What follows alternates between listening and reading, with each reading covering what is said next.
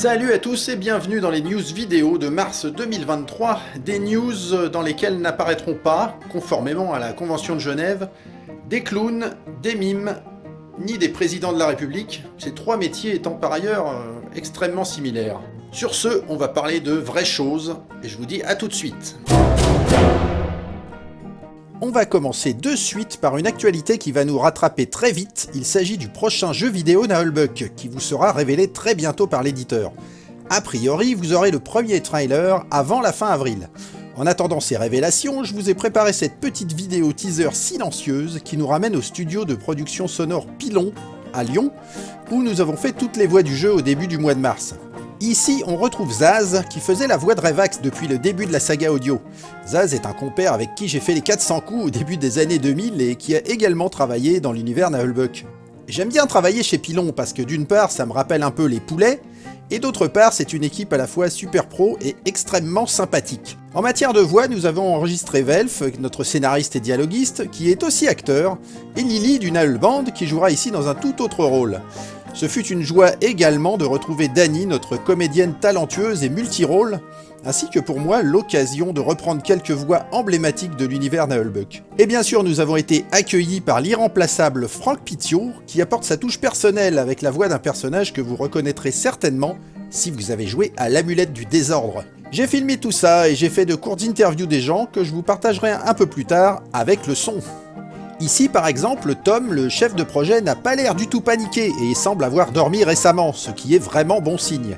Voilà, je ne vous en dis pas plus aujourd'hui et on va passer à un autre sujet. Le Null Band a plusieurs concerts prévus dans les jours à venir. Le dimanche 9 mars, nous allons faire le bouclage du festival Trolls et Légendes, en concert avec Magoyonde, Pirate, The Seed et La Horde. Ensuite, du 5 au 7 mai, nous serons en concert et en dédicace sur le festival Échos et Merveilles proche de Toulouse. Le concert du Null Band a lieu le vendredi soir autour de 20 h et le reste du temps, on sera là pour vous rencontrer, vous offrir des trucs et signer des choses diverses. Et pour les autres dates proches du trimestre, le samedi 3 juin à 19 h, nous serons en concert à Strasbourg dans le cadre de la Japan Addict Z avec une équipe que nous connaissons depuis longtemps et nous tiendrons également un stand pour vous rencontrer. L'accès au concert est compris dans le billet d'entrée à la convention. C'est cool. Je serai en dédicace avec une bonne partie du Null Band au Salon Fantastique de Paris le samedi 8 avril sur notre stand Le Bazar de Fang. L'événement, situé au Parc Floral de Paris, à Porte de Vincennes, est accessible par le métro, le RER, le bus. Je pense même que vous pouvez venir à cheval. Et nous aurons des nouveautés à la boutique.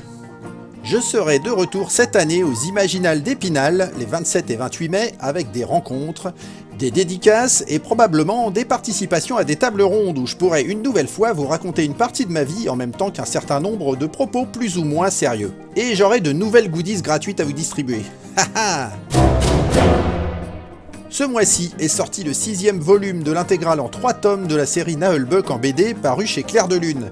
Ce volume permet donc de continuer la collection pour ceux qui avaient choisi ce format avec les tomes 16 à 18. Je rappelle que le contenu est le même que notre BD standard, c'est le format qui est plus compact. Avec le Null Band, on a toujours plein d'idées, mais fort heureusement, on ne les concrétise pas toutes. Cette fois, on a décidé de faire un nouveau design débile avec cette croix du chaos entièrement constituée de poulets, à des stades divers de leur croissance. Oui, c'est Julien le Magot qui a fait ça. Ce design sera disponible sur nos prochains salons en t-shirt ou en sac textile. Je peux vous montrer enfin la photo de la peluche du nain qui est arrivée dans le courant du mois de mars et qui correspond parfaitement au produit tel qu'il a été annoncé par Makeship. C'est donc une affaire qui roule et je remercie tous ceux qui ont participé à cette petite opération. En plus, vous avez désormais une peluche très rare. Je suis obligée d'être en photo avec le nain, alors je boude. Ah non, c'est moi qui boude. D'ailleurs, je boude même 2 fois plus.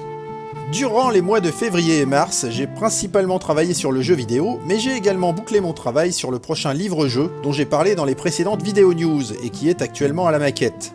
J'ai aussi avancé avec Marion sur la prochaine BD des Fiers de Hache qui devrait sortir à la fin de l'année. Hélas, je n'avais plus assez de temps disponible pour avancer en même temps sur le jeu de rôle Nullbuck, mais j'y reviendrai au début de l'été. Et ben voilà, c'est terminé pour aujourd'hui. Je suis toujours en bouclage sur le jeu vidéo. Je fais énormément de musique en ce moment au studio qui est juste là et qui est éteint, mais je vais le rallumer bientôt. Donc voilà, merci à ceux qui ont suivi cette vidéo, hein, et vous aurez des nouveautés très bientôt avec des trucs qui tabassent. Voilà, et des vraies nouveautés, c'est ce coup-là. Allez, à plus!